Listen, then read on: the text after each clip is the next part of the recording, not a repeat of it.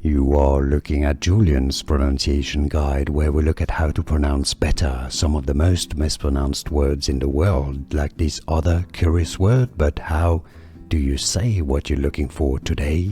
We are looking at how to pronounce this name, as well as how to say more interesting but often confusing names, including from Arabic, so make sure to stay tuned to the channel. In Arabic, this is generally said something along the lines of Izaan, Izaan, meaning obedience.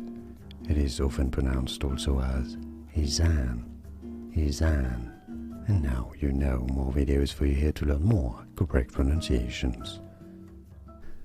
Here are more videos on how to pronounce more confusing words and names too many mispronounced. Like this video if you found it useful. I appreciate your support. I'll see you soon and thanks for watching.